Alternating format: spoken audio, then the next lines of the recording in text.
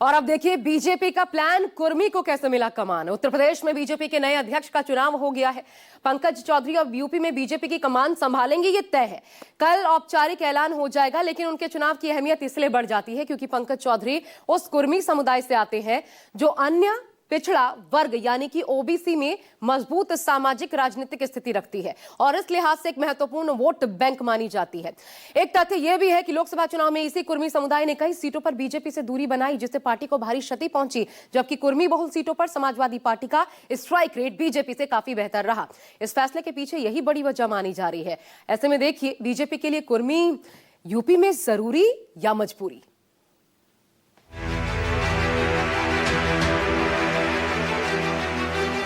UP BJP को नया कप्तान मिल गया। नाम है पंकज चौधरी, जिन्होंने लोकतांत्रिक तरीके से होने वाले चुनाव में अकेले पर्चा भरा और इसी के साथ सबसे बड़े सूबे उत्तर प्रदेश की जातीय राजनीति को साधने के सियासी संदेश मिल गया। कौन है पंकज चौधरी और क्यों बीजेपी आला कमान ने इन पर दाव लगाया, वो जानेंगे, लेकिन उससे पहले इस तस्वीर को देख लीजिए। नामांकन के वक्त मुख्यमंत्री योगी आदित्यनाथ, दोनों उप मुख्यमंत्री केशव प्रसाद मौर्य और ब्रजेश पाठक, पार्टी के राष्ट्रीय महासचिव विनोद तावड़े, वरिष्ठ नेता महेंद्र नाथ पांडे और पूर्व केंद्रीय मंत्री स्मृति ईरानी मौजूद रहे। और इसी के साथ संदेश दिया गया कि 27 के लिए जातीय समीकरण साधने के लिए बीजेपी ने पूरी तैयारी कर ली। कयास कई चेहरों पर लगाए जा रहे थे, लेकिन कप्तानी ओबीसी और पूर्वांचली चेहरे को मिली। वो पूर्वांचल जिसने 2024 में बीजेपी को झटका दिया, ऐसा झटका कि यूपी में बीजेपी दूसरे नंबर की पार्टी बन गई, जिसका असर दिल्ली तक पहुंचा। सामने 27 है और 24 जैसा ना हो, इसलिए जातीय फैक्टर अध्यक्ष चुनाव में चुना गया। साल 2024 के लोकसभा चुनाव के दौरान अखिलेश यादव ने उत्तर प्रदेश में एक नया सियासी प्रयोग किया। लोकसभा चुनाव के दौरान अखिलेश यादव ने कुर्मी उम्मीदवारों को ज्यादा तवज्जो दी, जिसकी वजह से बीजेपी को कुर्मी वोटों का बड़ा नुकसान भी देखने को मिला। साल 2022 तक यही कुर्मी वोट बैंक बीजेपी के साथ माना जाता रहा था, लेकिन अब बीजेपी ये चाहती है कि एक बार फिर ये बड़ा वोट बैंक पार्टी के साथ जुड़ जाए। लिहाजा पार्टी ने पंकज चौधरी को यूपी की कमान दे दी है। बीजेपी ने पंकज चौधरी को यूपी जैसे सबसे बड़े सूबे की जिम्मेदारी देकर एक साथ कई निशाने साधने की कोशिश की। पंकज चौधरी गोरखपुर के पड़ोसी जिले महाराजगंज से सांसद हैं और इस वक्त केंद्र सरकार में वित्त राज्य मंत्री। उन्हें कुर्मी समुदाय का बड़ा चेहरा माना जाता है। कुर्मी वोट बैंक पर उनकी मजबूत पकड़ मानी जाती है। पंकज चौधरी की छवि साफ सुथरी है। 1989 में उन्होंने गोरखपुर से राजनीतिक जीवन की शुरुआत की। 1991 से अब तक 6 बार महाराजगंज से सांसद चुने गए। निश्चित तौर से कोई पद बड़ा और छोटा नहीं होता। जो दायित्व मिलता है उस दायित्व को पार्टी का कार्यकर्ता होने के नाते पूरा तन मन धन से हम लोग उसको निभाते हैं।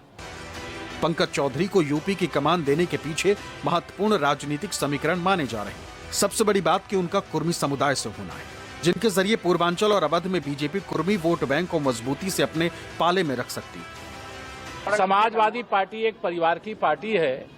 वो अपने डाइनिंग रूम में बैठ करके अध्यक्ष भी, राष्ट्रीय अध्यक्ष भी तय कर लेते हैं, प्रदेश अध्यक्ष भी तय कर लेते हैं। भारतीय जनता पार्टी एक लोकतांत्रिक पार्टी है, विश्व की सबसे बड़ी पार्टी है और हमारे यहाँ एक चुनाव की पद्धति है। 2024 के लोकसभा चुनाव में 11 कुर्मी सांसद चुने गए थे। इनमें 3 बीजेपी और 7 समाजवादी पार्टी के। माना जाता है कि तब कुर्मी वोटों का ध्रुवीकरण हुआ था। बीजेपी चाहती है कि 27 के चुनाव में कुर्मी वोट ना बटे, इसलिए पंकज चौधरी को जिम्मेदारी दी गई। सबसे महत्वपूर्ण बात यह भी रही कि पंकज चौधरी के प्रदेश अध्यक्ष पद के नामांकन के दौरान लखनऊ से लेकर दिल्ली तक का हर बड़ा नेता मौजूद रहा। यूपी के मुख्यमंत्री योगी आदित्यनाथ और दोनों उप मुख्यमंत्री केशव प्रसाद मौर्य और ब्रजेश पाठक के साथ साथ तमाम नेताओं की मौजूदगी के माध्यम से सरकार और संगठन के बेहतर तालमेल का सियासी संदेश देने की भी कोशिश की गई है। लेकिन यूपी में बीजेपी के इस नए सियासी प्रयोग की असली परीक्षा साल 2027 के विधानसभा चुनाव के दौरान ही साफ हो पाएगी। पंकज चौधरी के यूपी बीजेपी के प्रदेश अध्यक्ष बनने पर गोरखपुर में उनका परिवार बेहद खुश है। मां भावुक हो गई तो बड़े भाई ने इसे गर्व का पल बताया। यूपी में कुर्मी वोट बैंक 48 से 50 विधानसभा सीटों पर निर्णायक भूमिका में। साल 2024 में अखिलेश यादव ने पीडीए दाव चलकर इस वोट बैंक को साधने में कामयाबी पाई थी और इस बार भी वो पीडीए को धार देने में जुटे। पूर्वांचल का जातीय समीकरण अगर देखें तो एक अनुमान के मुताबिक पूर्वांचल में इस समय पंकज चौधरी जी के घर पे खड़े हैं और सबसे बड़ी बात है जिस तरह भाजपा की बड़ी कमान उनको मिलने जा रही है, इनके घर पे खुशी का माहौल है और एक दूसरे को मिठाई खिलाई जा रही है। उनकी माता जी हमारे साथ है। आज माता जी, आपके बेटे को बड़ी जिम्मेदारी मिल रही भाजपा द्वारा, क्या कहेंगी? हम एक चाह रहे बेटा का और अच्छा काम करे, प्रदेश में नाम हो, आगे बढ़े और जितना बढ़। अच्छा, अगर बात करें पंकज चौधरी के डिप्टी मेयर गोरखपुर के राज्य की राजनीति की शुरुआत गोरखपुर से, गोरखपुर होम डिस्ट्रिक्ट है, उसके बाद महाराजगंज से शुरुआत की। क्या आपके बच्चे में कभी आपने सोचा था कि इस तरह आज इतने? नहीं, कभी नहीं सोचे थे बेटा। क्या कहेंगे? यही हम बड़े भाग्यवान है जो अपने आंख से इतना बड़ा चीज देख रहे हैं, एक सभासद से इतने ऊपर पहुंच गए। अच्छा, कुछ उनके बारे में बताइए, कैसा उनका रुझान था? क्या कभी जब छोटे थे क्या कभी लगा था आपको कि राजनीति में इतने उच्च पौधान पर जाएंगे? बहुत सीधे साधे हैं, घमंड नाम का कोई चीज नहीं है, हमेशा अच्छा काम करना चाहते, परिवार में भी सबसे मिलके, जैसे बड़े भाई थे, बहन, सबसे प्यार से रहते। अच्छा, आप गोरखपुर में रहती हैं और कुछ लोग महाराजगंज में रहते हैं, लखनऊ में रहते हैं, ऐसे में परिवार में कौन कितने सदस्य हैं आपके? हमारे दो बेटे थे, मैंने बड़ा पंकज से बड़ा सा प्रदीप चौधरी अब नहीं रहे, उनका परिवार है, इनका परिवार है बस। मुसलमान 15 से 16%, यादव 13 से 14%, ब्राह्मण 9 से 10%, राजपूत 6 से 7%, निषाद 3 से 4%, राजभर 3 से 4%, कुर्मी 4 से 5%, मौर्य 4 से 5% और दलित 20 से 21% के बीच। यही वो समीकरण है जिसमें समाजवादी पार्टी पीडीए से बाजी मारती दिखती। इसकी काट ही पंकज चौधरी के रूप में बीजेपी ने खोजी। हालांकि विपक्ष का कहना है कि इससे फर्क नहीं पड़ेगा। भारतीय जनता पार्टी ने पंकज चौधरी जी को प्रदेश अध्यक्ष उत्तर प्रदेश भारतीय जनता पार्टी का बनाया है। वो पूरी तरह से भारतीय जनता पार्टी संगठन का अंदरूनी मामला है, उस पर समाजवादी पार्टी को कोई टिप्पणी नहीं करनी। हालांकि भारतीय जनता पार्टी में के संगठन में कोई चयन की प्रक्रिया नहीं है, मनोनयन होता है। चयन की प्रक्रिया केवल कहने के लिए है, दिखावे के लिए। दिल्ली और लखनऊ में जो तय हो जाता है वही प्रदेश अध्यक्ष होता है, वही राष्ट्रीय अध्यक्ष होता है। उत्तर प्रदेश में इससे पहले केशव प्रसाद मौर्य जी पिछड़ी जाति से आते थे, प्रदेश अध्यक्ष थे। किस तरह से पिछड़ों का हक मारा गया और जो लगातार उत्तर प्रदेश की सरकार लगातार पिछड़ों को हक से वंचित कर रही, आरक्षण से वंचित कर रही, दलितों पे अत्याचार हो रहा है, अल्पसंख्यकों पे अत्याचार हो रहा है। इसलिए संगठन में भारतीय जनता पार्टी के कौन प्रदेश अध्यक्ष बनता है, उससे न पिछड़ों का भला होने जा रहा है, न उत्तर प्रदेश की जनता का भला होने जा रहा है। भाजपा का उत्तर प्रदेश में 10 साल के नाम पर उपलब्धियां बताने को कुछ नहीं है, इसीलिए वो चेहरे दिखाकर वोट लेना चाहते हैं। यदि वाकई पिछड़े वर्ग की हितैषी है भारतीय जनता पार्टी, तो जो राहुल गांधी जी ने जाति जनगणना को लेकर आवाज उठाई है उस पर बात करनी चाहिए। जाति जनगणना के मुद्दे पर तो भारतीय जनता पार्टी मौन है, उस पर जवाब नहीं देती, लोगों के वोट के अधिकार को चुराना चाहती है। तो अब जिस तरीके से केशव प्रसाद मौर्य जी के चेहरे पर वोट मांगा गया और पर्ची निकाली योगी आदित्यनाथ जी की, उसी तरीके से प्रदेश के लोगों को गुमराह करने की कोशिश है। पंकज चौधरी को अध्यक्ष बनाए जाने के पीछे पूर्वांचल में अनुप्रिया पटेल के अपना दल को भी संदेश देना माना जा रहा है। तो वहीं बिहार में भी समीकरण साधने की तैयारी के तौर पर देखा जा रहा है। पूर्वांचल के मिर्जापुर में अपना दल का जनाधार है।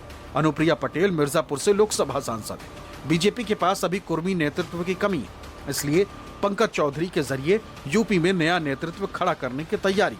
वहीं बिहार में नीतीश कुमार कमजोर हो रहे हैं। ऐसे में उनके जातीय समीकरण को साधने में पंकज चौधरी का संदेश अहम हो सकता है। कई सीटों पर समाजवादी पार्टी ने, जहां बीजेपी का ब्राह्मण प्रत्याशी था, वहां कुर्मी प्रत्याशी उतारे और कुर्मी प्रत्याशी जीत गए। तो वोटों को कैसे रोकेंगे पंकज चौधरी, एक सबसे बड़ी चुनौती उनके सामने ये है। दूसरा, उत्तर प्रदेश में जब आप जातीय समीकरण को बनाते हैं तो फिर आपको हर जातीय समीकरण को देखना पड़ता है।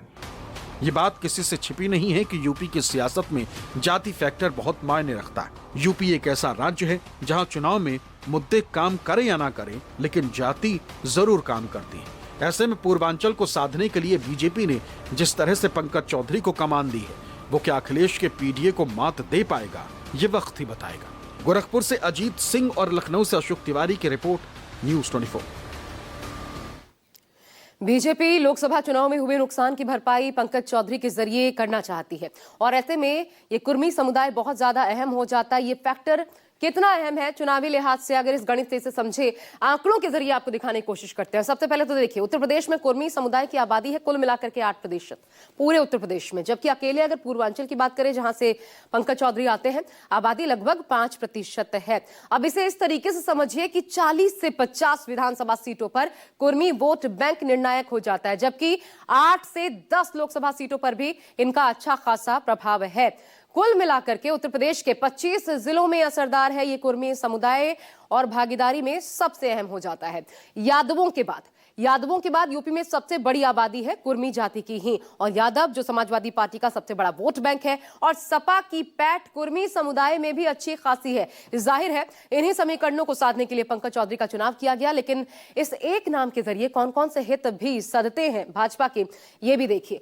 कुल मिलाकर के कितने सारे एंगल्स पर एक साथ काम किया गया। पीडीए की काट तलाशने की कोशिश, ये सबसे पहला मुद्दा, सबसे बड़ा मुद्दा भी बीजेपी के लिए 27 साधना है अगर तो। इसके अलावा अपना द लेस की अनुप्रिया पटेल के सियासी दबाव को कम करने का एक साफ साफ संदेश है। इस फैसले में यही संदेश छिपा है, यानी अपनी मजबूरियों की भी काट तलाश रही है भाजपा।